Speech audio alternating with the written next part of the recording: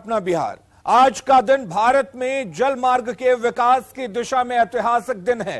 आज पीएम नरेंद्र मोदी वाराणसी में तैयार खड़े दुनिया के सबसे बड़े रिवर क्रूज गंगा विलास को वर्चुअली हरी झंडी दिखाएंगे। ये क्रूज 3200 किलोमीटर चलकर असम के डिब्रूगढ़ पहुंचेगा। यह यात्रा 51 दिनों में पूरी होगी। इस क्रूज में स्विट्जरलैंड के पर्यटक सवार होकर यात्रा करने वाले हैं। क्रूज में 5 स्टार होटल जैसी सुविधाएं उपलब्ध हैं।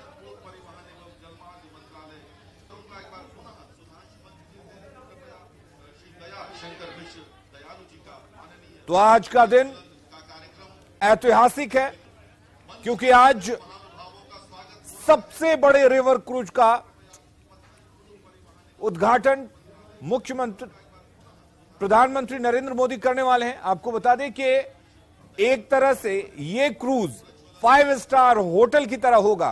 क्रूज को पीएम मोदी हरी झंडी दिखाएंगे। करीब 3200 किलोमीटर का सफर तय करेगा यह क्रूज और वाराणसी से डिब्रूगढ़ तक जाएगा। 51 दिनों में 3200 किलोमीटर का यह सफर पूरा किया जाएगा। इस दौरान यह क्रूज कई जगह पर रुकेगा। कई ऐतिहासिक स्थलों का पर्यटक दौरा कर सकेंगे। आपको बता दें कि इसमें स्विट्जरलैंड के पर्यटक भी सवार होकर आज निकलेंगे। जिस क्रूज को प्रधानमंत्री नरेंद्र मोदी हरी झंडी दिखाने वाले हैं वो क्रूज दुनिया का सबसे बड़ा रिवर क्रूज होगा। यानी कि जो क्रूज समुद्र के रास्ते एक देश से दूसरे देश या दूसरे जगह पर जाते हैं, यह अपने आप में ऐसा क्रूज होगा जो नदियों पर चलने वाला सबसे बड़ा क्रूज होगा। तो आज काशी से रवाना होगा गंगा विलास क्रूज। काशी से डिब्रूगढ़ के लिए जाएगा। ये आपको बता दें कि 3200 किलोमीटर का सफर 51 दिनों में पूरा किया जाएगा और विश्व विरासत से जुड़े करीब 50 से अधिक जगहों पर यह क्रूज रुकेगी। 5 राज्यों और बांग्लादेश से होकर गंगा विलास क्रूज गुजरेगा। भारत और बांग्लादेश के 27 रिवर सिस्टम से यह क्रूज गुजरेगा। मुख्य 3 नदियों गंगा, मेघना और ब्रह्मपुत्र से यह क्रूज गुजरेगा।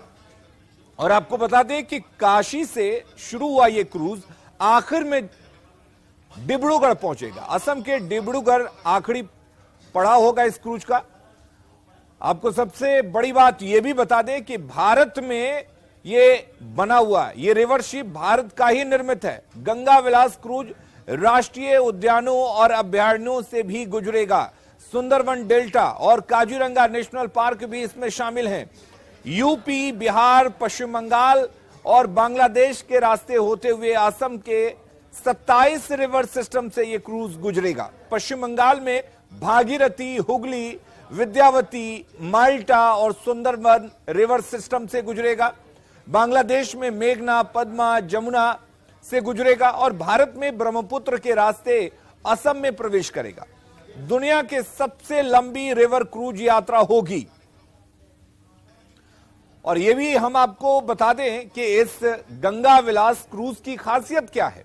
गंगा विलास क्रूज की लंबाई करीब 62.5 मीटर है। गंगा विलास क्रूज की चौड़ाई 12.8 मीटर है। पर्यटकों के रहने के लिए कुल 18 स्वीट्स इसमें बनाए गए हैं। अधिकतम 36 टूरिस्ट ट्रैवल कर सकते हैं। इसमें एक 40 सीटर रेस्टोरेंट, स्पा रूम और 3 सन डेक बनाए गए हैं। गीत, संगीत और सांस्कृतिक कार्यक्रम का भी इसमें आयोजन किया गया है। और जो टूरिस्ट 51 दिनों तक इस पर सफर करेंगे उनके लिए जिम की भी खास सुविधा होगी। यानी कि सेहत का भी सवाल जो है वो रखा गया है, सुविधा रखी गई है। आप अपनी सेहत का भी ध्यान रख सकते हैं। तो 5 स्टार होटल की तरह यह क्रूज है जिसमें यात्री 51 दिनों का सफर तय करते हुए डिब्रूगढ़ पहुंचेंगे। आज इसकी शुरुआत हो रही है। प्रधानमंत्री नरेंद्र मोदी इसको हरी झंडी दिखाने वाले हैं और इस तरह से ये रिवर क्रूज आज काशी से अपनी सफर की शुरुआत करेगा। 5 राज्यों और बांग्लादेश से गुजरते हुए ये असम के डिब्रूगढ़ पहुंचेगा। 51 दिनों की ये यात्रा होगी, आपको बता दें। और ये तस्वीरों में आप देख सकते हैं इस 5 स्टार क्रूज गंगा विलास की तस्वीरें भी हम आपको दिखा रहे हैं। तो आज का दिन भारत के लिए ऐतिहासिक दिन है क्योंकि रिवर क्रूज की अपने आप में सबसे बड़ी और लंबी यात्रा होगी।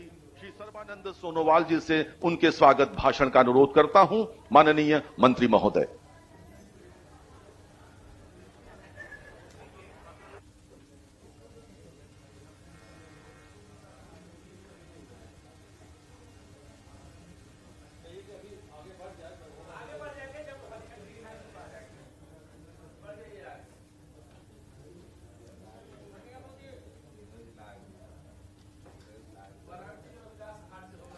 जिस रामचरितमानस में करोड़ों लोगों की आस्था है, जिस रामचरितमानस की करोड़ों प्रतियां अकेले गीता प्रेस गोरखपुर में छप और बिक चुकी हैं, जिस रामचरितमानस के दोहे और चौपाइयां भारत के लोगों को मंत्रवत याद हैं, जो रामचरितमानस मॉरिशस, फिजी और नेपाल जैसे देशों में आस्था का महान ग्रंथ बना हुआ है, जो रामचरितमानस बेल्जियम के पादरी फादर कैमिल बुल्के की आस्था का केंद्र रहा है, जिस रामचरितमानस पर फादर कैमिल बुल्के ने सबसे बड़ा शोध ग्रंथ लिखा है, जो रामचरितमानस देश की धरोहर है, जो कथा युगों युगों से करोड़ों लोगों को प्रेरित करती रही है, जिस राम कथा में बिलनी सबरी के बेर, हनुमान की भक्ति, निषाद राज का प्रेम, विभीषण की निष्ठा, नील नल का कौशल है, जिस रामचरितमानस को ज्ञान, भक्ति और वैराग्य का अनुपम संगम कहा जाता है,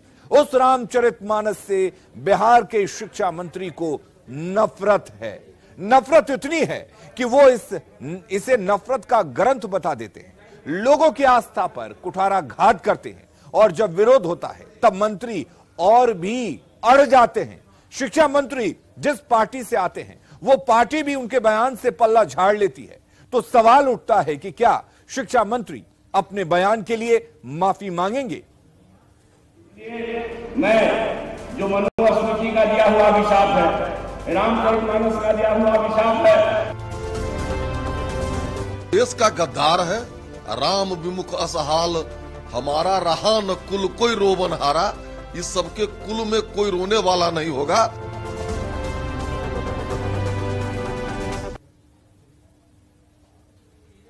और रामचरितमानस पर बेतुका बयान देने के बाद भी बिहार सरकार के शिक्षा मंत्री चंद्रशेखर खेद जताने के बजाय अपनी खुद पीठ थपथपा रहे हैं। मंत्री चंद्रशेखर ने कहा कि हमारे अंदर कई बीमारी और कमजोरी है, उस पर बोलना क्या कोई गुनाह है? मैंने कुरान नहीं पढ़ा, इसलिए उस पर नहीं बोल सकता हूं।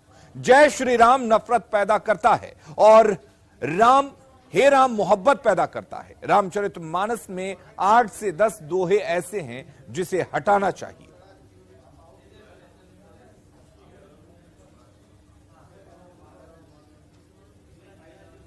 हमारे अंदर जो बीमारी है, हमारे अंदर जो कमजोरी है, क्या उस पर बोलना गुनाह है? अगर ये धर्मशास्त्र में लिखी हुई कुछ अंश है, रामचरितमानस के बहुत सारे अंश बहुत अच्छे हैं, लेकिन ये जो 4-5 चौपाई है, या मुश्किल से मुश्किल 10 होगा, उस 10 चौपाई पर आपत्ति है तो मरणांत भी आपत्ति रहेगी। कुरान के कुछ आयतों पर है आपत्ति आपको? कुरान के किसी आयत पर? मैं कुरान पढ़ा हूं जो बोलूं? मैं हिंदू हूं और किसी भी हिंदू के ठेकेदार से ज्यादा हिंदू हूं। मैं पूजा करता हूं, मगर उस प्रभु श्री राम की पूजा करता हूं जो सबरी के जूठ बैर खाते हैं। उस भगवान कृष्ण की पूजा करता हूं जो सुप्पन भगत डोम के यहाँ खाते हैं। सुप्पन भगत के बेटा को मंदिर में जाने से जो रोकता है, वो किसी भी प्रयास का खिलाफ मुखालफत करता है। सर, उस राम और इस राम कौन से हैं? राम तो एक ही हैं भैया, उनके कैरेक्टर अलग अलग हैं। वो जय श्री राम वाले हैं, हम लोग हे राम वाले हैं। जय श्री राम नफरत पैदा करता है, हे राम मोहब्बत पैदा करता है। और बिहार के शिक्षा मंत्री चंद्रशेखर के बयान पर सियासी तूफान खड़ा हो गया है। जहां चंद्रशेखर को मंत्री पद से हटाने की मांग की जा रही है, वहीं दूसरी ओर जगह जगह उनका पुतला भी फूंका जा रहा है। जो मनुस्मृति का दिया हुआ अभिशाप है, रामचरितमानस का दिया हुआ अभिशाप है, और नागपुर में लिखा गया गुरु गोवलकर का सिद्धांत है। मैं सबसे इतर देश जब आप बनाएंगे तो निश्चित रूप से वह मोहब्बत का देश होगा। बिहार के शिक्षा मंत्री का यही वो बयान है जिस पर बिहार में सियासी तूफान खड़ा हो गया है। शिक्षा मंत्री ने अपनी बात को सही ठहराते हुए जिस चौपाई का जिक्र किया, पहले वो सुन लीजिए। अधम जात में विद्या पाए, भयहु जथा ही दूध पिलाए। यानी अधम मतलब होता है नीच, दुनिया के लोगों सुनो, आपके माध्यम से कहना चाहता हूं, नीच जाति के लोगों को शिक्षा ग्रहण करने का अधिकार नहीं था, और उसमें कहा गया है कि नीच जाति के लोग शिक्षा ग्रहण करके जहरीला हो जाते हैं, जैसा कि सांप दूध पीने के बाद होता है। चंद्रशेखर ने अपनी बात को जिस चौपाई के जरिए सही साबित करने की कोशिश की, उस पर ज्योतिषाचार्यों का कहना है कि इसका गलत मतलब निकाला गया है। थोड़ा उनको आगे पीछे का प्रसंग देखना चाहिए कि कहां पे कहा गया है, किसके लिए कहा गया है और क्यों कहा गया है। यहाँ अधम जाति में विद्या पाए भयहु जथा अहि दूध पियाए, ये प्रसंग किसका है, ये चर्चा कौन कर रहे हैं, थोड़ा इसका आगे पीछे का प्रसंग भी तो देखेंगे ना। ये काक भुसुंडी और गरुड़ जी में प्रसंग हो रहा है। जब गरुड़ जी और काक भुसुंडी में प्रसंग हो रहा है कि गुरु जो थे, गुरु ने उनको ज्ञान दिया, तो गुरु ने ज्ञान दिया तो कहा कि शिव जो है राम राम रटते हैं। उस पर गुरु को क्रोध आ गया, और क्रोध आ गया, और ये संदर्भ है तो थोड़ा आगे पीछे का रामायण की चौपाई देख करके, संदर्भ को देख करके, किस संदर्भ में कहा गया है, किसके लिए कहा गया है, इस पर विचार करनी चाहिए। खैर, चौपाई का मतलब और संदर्भ चाहे जो भी हो, चंद्रशेखर की विवादित टिप्पणी ने बिहार में बवाल खड़ा कर दिया है। संत समाज के लोगों के साथ साथ कई सामाजिक संगठनों ने भी उनका विरोध शुरू कर दिया है। रामचरितमानस का अपमान नहीं सहेगा हिंदुस्तान। जिस तरीके से अशिक्षा मंत्री, इसको शिक्षा मंत्री नहीं कह सकते हैं, यह शिक्षा मंत्री पाकिस्तान का एजेंट है। न्यूज 18 के पास डॉक्टर चंद्रशेखर की कुछ वैसी तस्वीरें हैं जिसमें वो पूजा पाठ करते दिख रहे हैं। उनके पैतृक गांव के लोगों का कहना है कि वो हनुमान के भक्त हैं। सवाल है कि अगर डॉक्टर चंद्रशेखर भक्ति भाव वाले इंसान हैं, फिर उन्होंने रामचरितमानस पर ऐसी टिप्पणी क्यों की? इसका जवाब बीजेपी नेता अपने ही अंदाज में दे रहे हैं। ये मुख्यमंत्री जी, आपने नटवरलाली संस्कृति को पुनः अपनाया है। फॉर्डिज्म से राजनीति मत करिए। जो आपने अपने शिक्षा मंत्री को जगा करके और जो मानस्मृति और श्री रामचरितमानस जैसे पवित्र ग्रंथों पर आपने जो इस तरह से बयानबाजी कराया है। सवाल है कि क्या सच में डॉक्टर चंद्रशेखर का बयान महागठबंधन के अंदरूनी खटपट का नतीजा है? न्यूज 18 के लिए पटना से रवि एस नारायण और मधेपुरा से तुरबसु के साथ ब्यूरो रिपोर्ट। और बड़ी खबर का रुख कर लेते हैं। वाल्मीकि नगर टाइगर रिजर्व में अलर्ट जारी किया गया है। वन विभाग ने यह अलर्ट जारी किया है। ठंड में तस्करों की गतिविधियां बढ़ी हैं। तस्करी रोकने के लिए अलर्ट जारी किया गया है। सभी चेक पोस्टों को अलर्ट जारी किया गया है।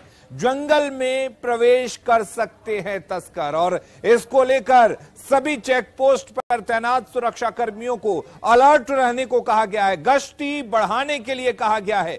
कोहरे का फायदा उठा सकते हैं तस्कर, और इसलिए सभी सुरक्षा बल जो तैनात है वाल्मीकि नगर टाइगर रिजर्व में, उनको गश्ती सुनिश्चित करने के निर्देश दिए गए हैं। मूवमेंट होती है, जानवर को हमेशा मॉनिटर करते हैं, अनुश्रवण करते रहते हैं। अगर जानवर के लिए कभी कभी जैसे कुछ न्यूज़ में भी आया था कि कोई अजगर ठंड के चलते बाहर आ गया, ये जो मतलब ये कभी कभी ऐसे होती है, उसको इम्यूनिटी रेस्क्यू करके हम लोग जंगल क्षेत्र में हम लोग छोड़ते हैं। हर जगह पर अलर्ट किए है, सभी पेट्रोलिंग है, जो भी आपका कर्मी पदस्थापित है, सब लोग आप मतलब राउंड द क्लॉक पेट्रोलिंग करते रहते हैं।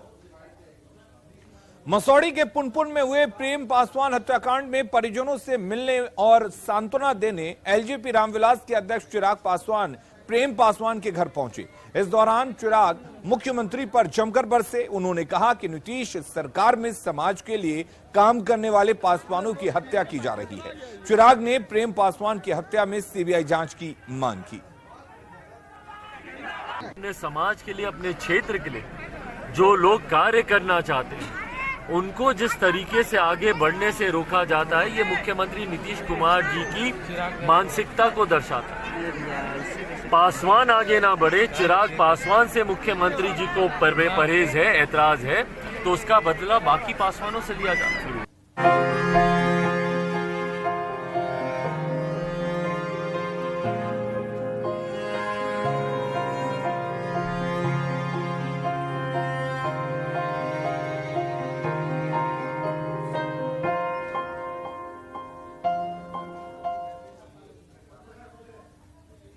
देश के 3 राज्यों से लोकसभा के सांसद रहे पूर्व केंद्रीय मंत्री और पूर्व जेडीयू अध्यक्ष शरद यादव अब हमारे बीच नहीं है। 75 साल की उम्र में उन्होंने गुरुग्राम के फोर्टिस अस्पताल में आखिरी सांस ली। शरद यादव की बेटी ने ट्वीट करके उनके निधन की जानकारी दी। शरद यादव के निधन से सियासी गलियारों में शोक की लहर है। PM Narendra Modi, CM Nitish Kumar, deputy CM Tejashwi Yadav, RJD अध्यक्ष लालू प्रसाद, कांग्रेस अध्यक्ष मल्लिकार्जुन खड़गे समेत कई नेताओं ने शरद यादव के निधन पर शोक जताया है। पूर्व केंद्रीय मंत्री शरद यादव का अंतिम संस्कार 14 जनवरी को मध्य प्रदेश के होशंगाबाद स्थित उनके पैतृक गांव बंदाई में किया जाएगा।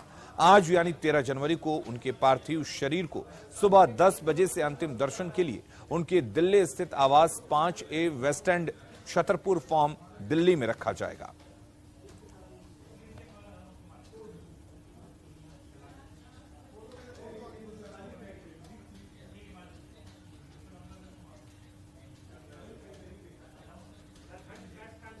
तो शरद यादव का निधन गुरुग्राम के फोर्टिस अस्पताल में हो गया और इसकी जानकारी उनकी बेटी ने ट्वीट के माध्यम से दी और उनके निधन के बाद सियासी गलियारे में शोक की लहर है।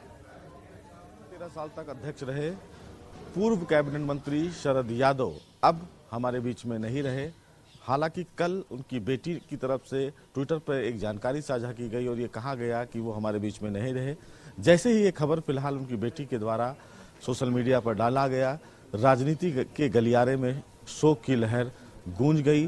तमाम बड़े नेता अपना शोक संवेदना फिलहाल प्रकट कर रहे हैं, लेकिन मैं आपको दिखाऊं कि देखिए इसी छतरपुर के फार्म हाउस पे शरद यादव जी का जो पार्थिव शरीर है वो यहाँ पर रखा गया है। अंतिम दर्शन के लिए तमाम जो लोग हैं वो यहाँ पहुँच रहे हैं। उनके तमाम रिश्तेदार आप देख भी सकते हैं बैठे हुए हैं।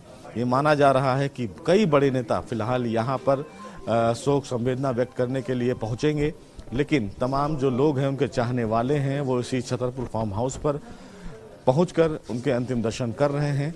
ये भी बताया जा रहा है कि उनके परिवार वालों की तरफ से कि कल मध्य प्रदेश के होशंगाबाद में फिलहाल उनके इस अंतिम शरीर को रखा जाएगा, जहां पर उनका अंतिम संस्कार किया जाएगा। लेकिन तमाम जो फिलहाल उनके घर से जुड़े लोग हैं, उनके रिश्तेदार हैं, वो फिलहाल यहाँ पर पहुंचकर अंतिम दर्शन कर रहे हैं। चूंकि शरद यादव एक बड़े राजनीतिक नेता थे और इसीलिए तमाम जो बड़े नेता उनके समय के नेता हैं वो शोक संवेदना व्यक्त करके ये जानकारी साझा कर रहे हैं। बड़े नेताओं का आना जाना यहाँ शुरू हो गया है, रिश्तेदारों का आना जाना शुरू हो गया है उनके अंतिम दर्शन को। लेकिन एक बड़ी क्षति राजनीति के इस बड़े आयाम को देखने लिए जो अब शरद यादव की जगह नहीं ले सकता है। कैमरामैन आकाश के साथ सुशील पांडे, न्यूज़ 18 छतरपुर। और अब एक नजर डालते हैं शरद यादव के सियासी सफर पर। शरद यादव का सियासी सफर 1947 में मध्य प्रदेश के होशंगाबाद के बंदाई गांव में जन्म हुआ। जबलपुर के इंजीनियरिंग कॉलेज से बीई की डिग्री ली। छात्र जीवन से ही शरद यादव राजनीति से प्रेरित रहे। जबलपुर इंजीनियरिंग कॉलेज में छात्र संघ के अध्यक्ष चुने गए। जयप्रकाश और डॉक्टर लोहिया के विचारों से प्रेरित हुए। डॉक्टर लोहिया के विचारों से प्रेरित होकर राजनीति में आए। आपातकाल में मीसा एक्ट के तहत बंदी बनकर जेल गए। 27 साल की उम्र में लोकसभा चुनाव जीतकर संसद पहुंचे। 1974 में मध्य प्रदेश की जबलपुर सीट से सांसद चुने गए। जबलपुर के बाद यूपी के बदायूं और फिर बिहार के मधेपुरा से सांसद बने। 1996 में शरद यादव बिहार से 5वीं बार लोकसभा सांसद बने। शरद यादव 7 बार लोकसभा और 3 बार राज्यसभा सांसद बने। शरद यादव जनता दल के संस्थापक सदस्यों में से एक थे। 1989 से 90 में केंद्रीय टेक्सटाइल और फूड प्रोसेसिंग मिनिस्टर रहे। 1995 में जनता दल का कार्यकारी अध्यक्ष चुने गए। 1997 में जनता दल के राष्ट्रीय अध्यक्ष बने। 1997 में लालू प्रसाद को हराकर सांसद बने। 1998 में जॉर्ज फर्नांडिस के सहयोग से जनता दल यूनाइटेड बनाई। 1999 में नागरिक उड्डयन मंत्री बने। 2001 में केंद्रीय श्रम मंत्री बने। 2004 में शरद यादव राज्यसभा सांसद बने। 2009 में 7वीं बार लोकसभा सांसद बने। 2014 के लोकसभा चुनाव में मधेपुरा से हार का सामना करना पड़ा। 2014 में राज्यसभा के लिए तीसरी बार सांसद निर्वाचित हुए। और शरद यादव के निधन पर राजनीतिक जगत में शोक की लहर है। उनके निधन पर प्रधानमंत्री नरेंद्र मोदी ने दुख जताया है। पीएम मोदी ने ट्वीट किया है कि शरद यादव के निधन से बहुत दुख हुआ। अपने लंबे सार्वजनिक जीवन में उन्होंने खुद को सांसद और मंत्री के रूप में प्रतिष्ठित किया। वे डॉक्टर लोहिया के आदर्शों से काफी प्रभावित थे। मैं हमेशा हमारी बातचीत को संजो कर रखूंगा। उनके परिवार और प्रशंसकों के प्रति संवेदनाएं। और वहीं सीएम नीतीश कुमार ने भी जेडीयू के पूर्व अध्यक्ष शरद यादव के निधन पर शोक जताया है। उन्होंने ट्वीट किया है कि पूर्व केंद्रीय मंत्री शरद यादव जी का निधन दुखद। शरद यादव जी से मेरा बहुत गहरा संबंध था। मैं उनके निधन की खबर से स्तब्ध एवं मर्माहत हूं। वे एक प्रखर समाजवादी नेता थे। उनके निधन से सामाजिक एवं राजनीतिक क्षेत्र में अपूर्णीय क्षति हुई है। ईश्वर उनकी आत्मा को शांति दे।